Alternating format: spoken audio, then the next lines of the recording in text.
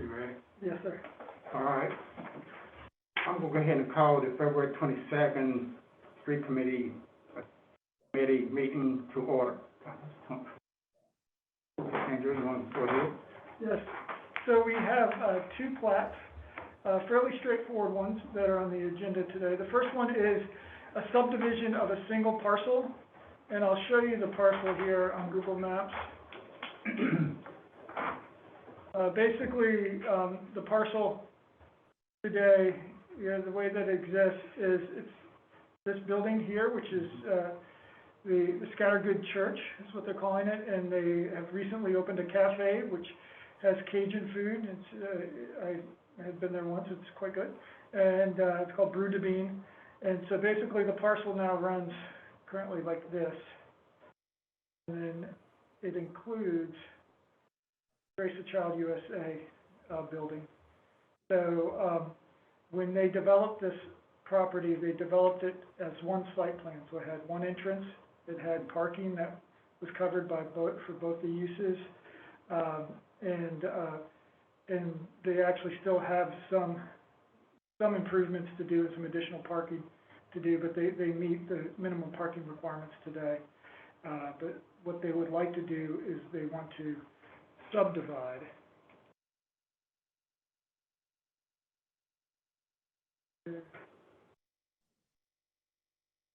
so basically here's the church, here's the daycare facility. They'd like to come in with a property line, kind of follow the drive, and then follow the parking lot island, and then come straight back to where it borders Appendix Boulevard. So it would create two lots. This would allow them to refinance, to sell the property.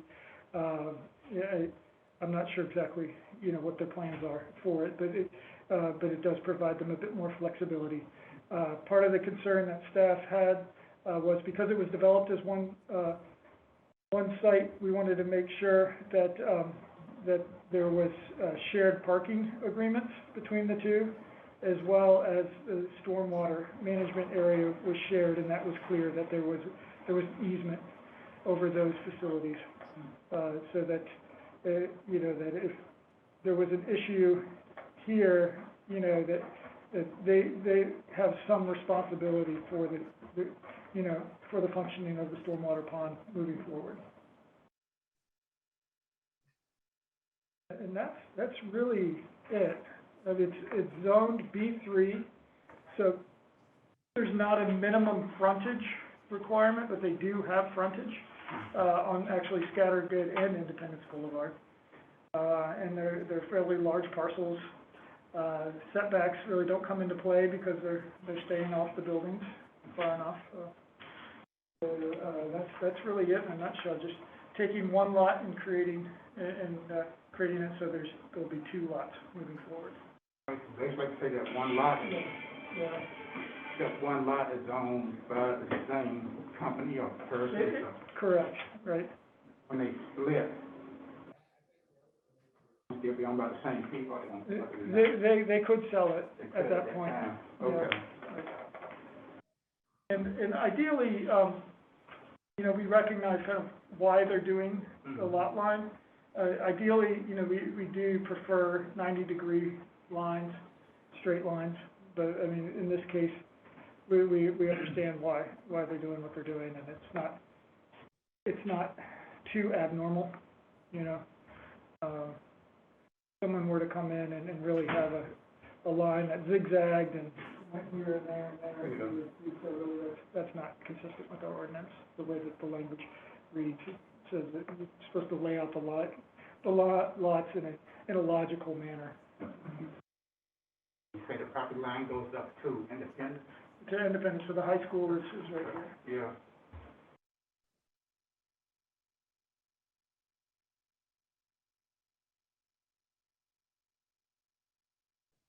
Yeah. Okay. Pretty straightforward, yeah. All right.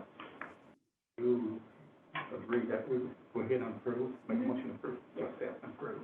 Thank you. Okay. I like the simple ones. Yeah, me too. It's easy. Because sometimes my brain and my mouth just don't work Right. together. What are you trying to say? Yeah, the only thing that was a little more complicated for that one from the staff perspective was just to make sure that, you know, that easements for parking and cross-access and stormwater.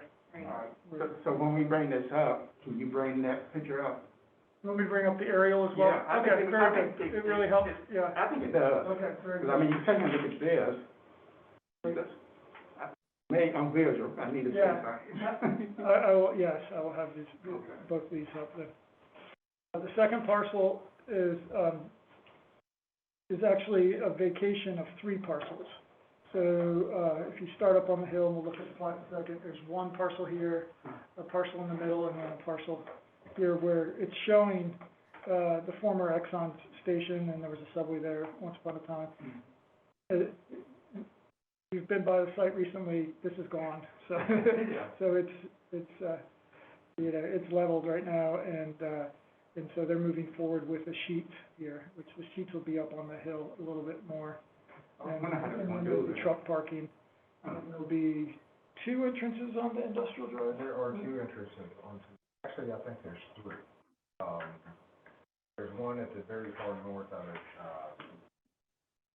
maybe 6 truck parking spaces, and exit there, and then I think that's closer to. And they'll have one exit on, right in, right out on Roanoke, and then they'll also have one on Houses as well. And basically, this would typically be if it was just a lot line vacation, it would be a staff review, and so it wouldn't come before the street committee or town council. But in this instance, they are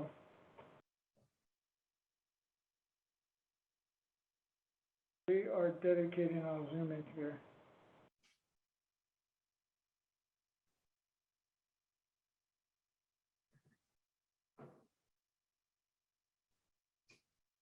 They have a small area here, which they're dedicating as a public utility easement. That's for the water meters that are going to be dedicated to the town. And this was a staff request during the site plan review, so that we would always have access to the water meters that are on their private property. So they are dedicated a public utility easement for that. We had told them also that they could also leave those, apparently there's no underground utility. We'd be happy to give you. And the other easement is for an access easement or proposed pedestrian easement for the sidewalk, which is just, this was picked up by Mike and the staff, and so they are dedicating a pedestrian easement right through here as well, so it's fairly minor. So they are fairly minor easements that are being proposed. Is this gonna, So this is, Roanoke Street? this is Roanoke Street, right?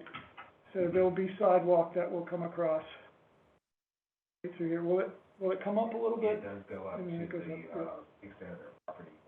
Who's building the sidewalk? But the developer. Because I know it's gonna be.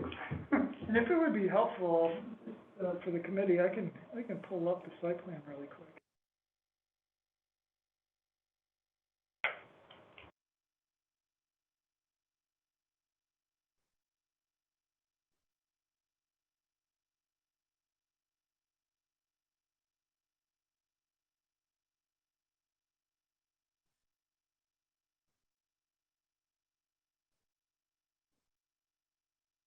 This might.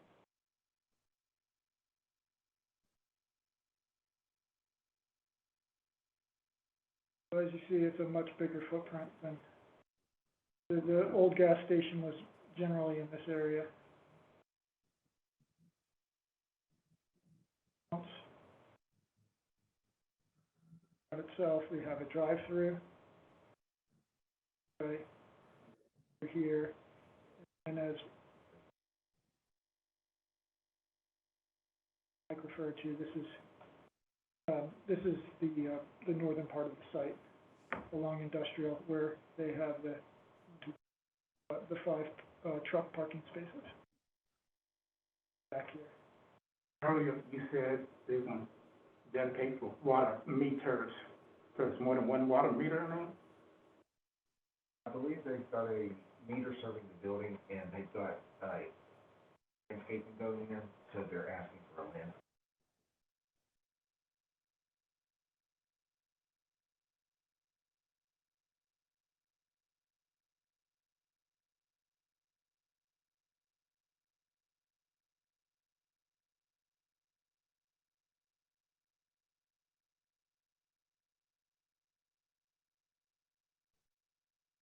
Okay. If they try to run it all off of one meter, then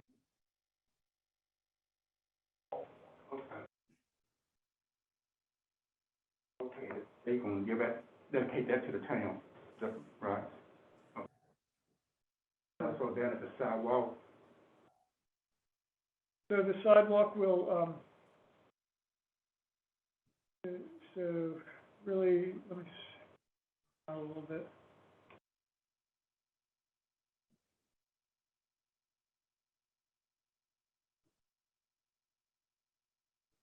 Starts up here on Houchins Road, and then we'll be in the right-of-way through here.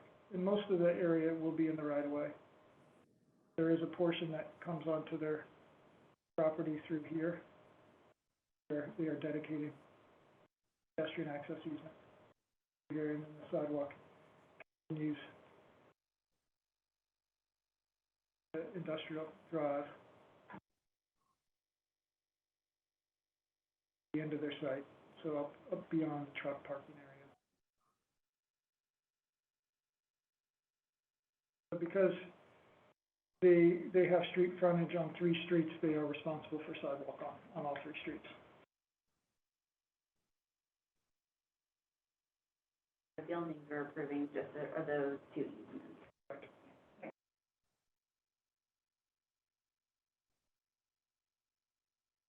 I don't have any questions, do you have any questions? I'll make a motion to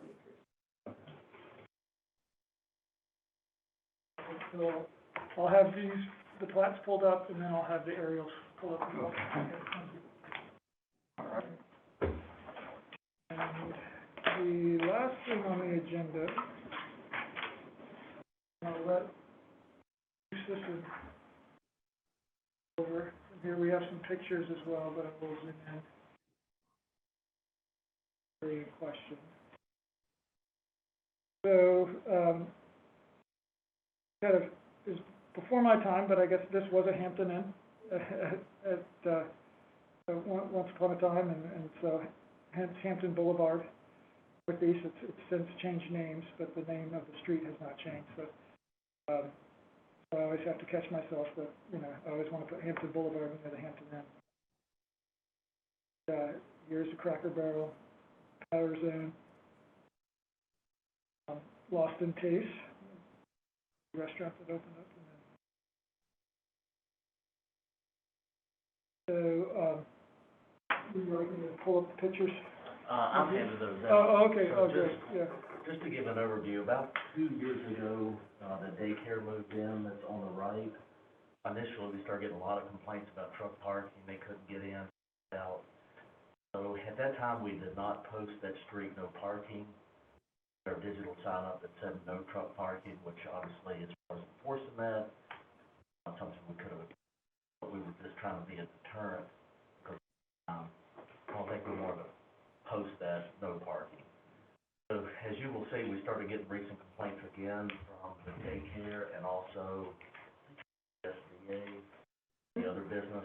Yeah. And if you look at some of those photographs, there's times where, since we have a new hotel at the end of the cul-de-sac on the left, we wouldn't be able to get a fire truck through there.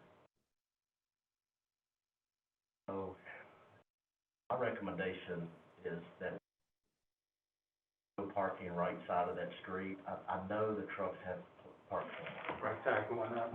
So that'll keep them off the USDA, that'll keep them off of the daycare center, but still leave 2 or 3 spots on the left going in for the trucks to park who are staying at the Quality Inn.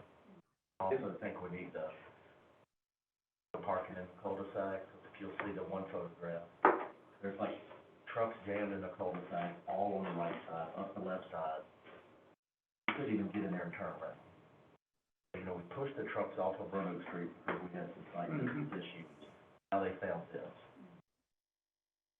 not gonna be happy, because we're restricting parking.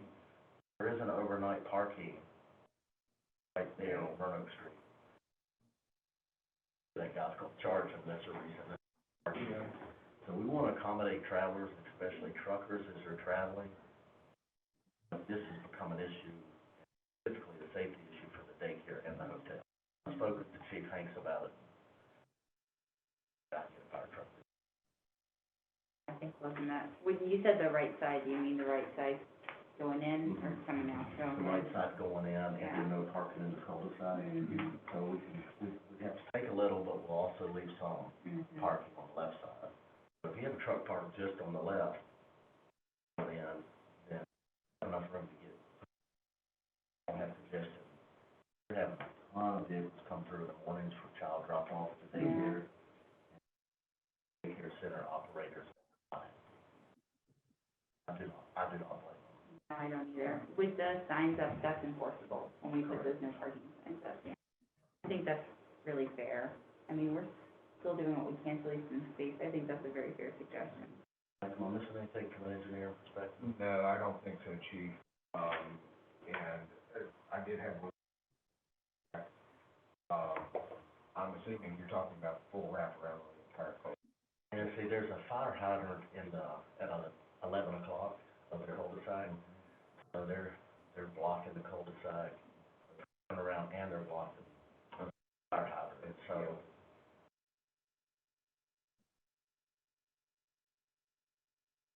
So do we need to make a recommendation on this, or? Typically for permanent signs, we do. I mean, if it's an emergency, I think Randy does have, you know, the ability to go ahead and Okay, do it for a long-term approach. We did want to get your okay. okay on it. And it would be just straight no parking, it wouldn't be limited hours or? it'll be no parking. Okay.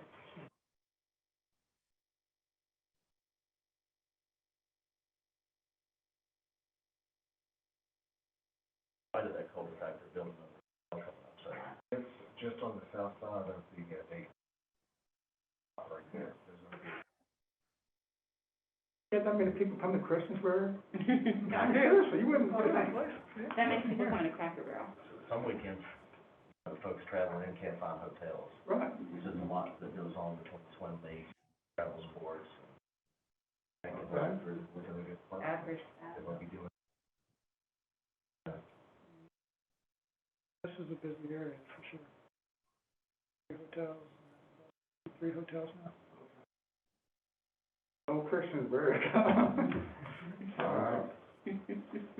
So the request is to install no parking signs on the right-hand side and also in the cul-de-sac. Get that? Yep, We got that. I would recommend that. Do you want to have this up to brief them as well on that as well? Okay.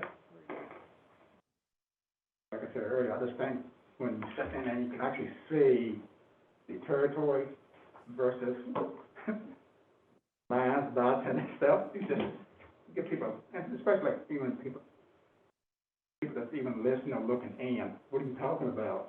You know, so if you can get that, be good. Great also.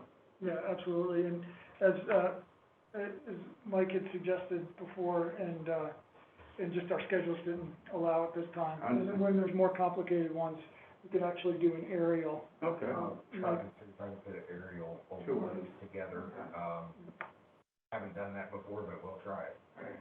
See what we can And the do. thing, like I say, if you don't try, you don't know, right? Do you do all the GIS stuff for the town?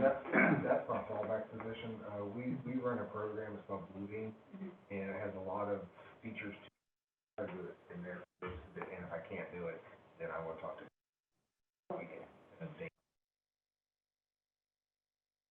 So Dayton Poff is our GIS coordinator. He's been with us really since the beginning of GIS. Yeah, I think he's been here over 15 years. Yeah. I was gonna say, I know who that is. Oh, yeah, right, yeah, exactly. Yeah. Yeah, absolutely, yeah. See, that's off the top of your head. Do you know approximately how many complaints do you get per week or per month? Well, that week, we received about 7 complaints in a week. Those calls that come into your non-emergency line? Yeah. And normally, daycare folks had our contact from a couple of years ago, so then they started reaching out to the officer, Okay. and then their supervisor, and then it got to me. Started evaluating. Now, I mean, some mornings you go out there, there'll be 2 or 3 trucks. Some mornings there's 7. So that's what I was, You just don't know. because more than an hour up there were 2 trucks, and they were on the left side where the pull off. I said, what are they complaining about? And Of course, normally, you know, it's just, normally, most of the trucks, if you have trucks in there overnight, most of them will be out of there by 10 a.m. The problem is 8 a.m., between 7 and 8, because you have daycare drop-off. yeah. What hotels, motels, do they have any space for those trucks to park in? I mean, I haven't, you know. I don't know about the new one. The smaller end does have some side parking. That's probably enough for 1 or 2. Only just reviewed their standard, you know. Right. I would think a truck would have a hard time Yeah. negotiating through the park. And this, that you can kind of see the outline of the parking there, Yeah. where it was paved. Pretty narrow. I hear the hotels complain, but you know what?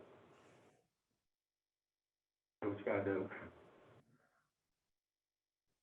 Put it off for some time. Thought I had it resolved, but without enforcement options, I don't have it.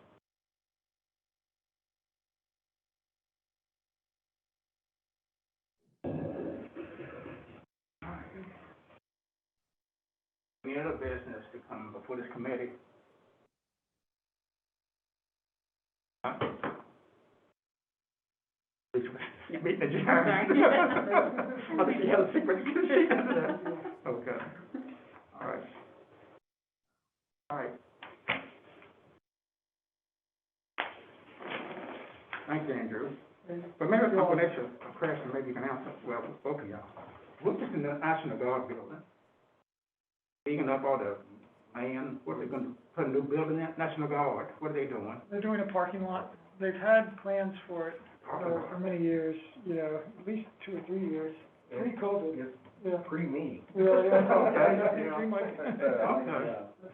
Guy walked through the counter and he's like, yeah, where's the National Guard? We've got this approved plan for the parking lot. I'm like,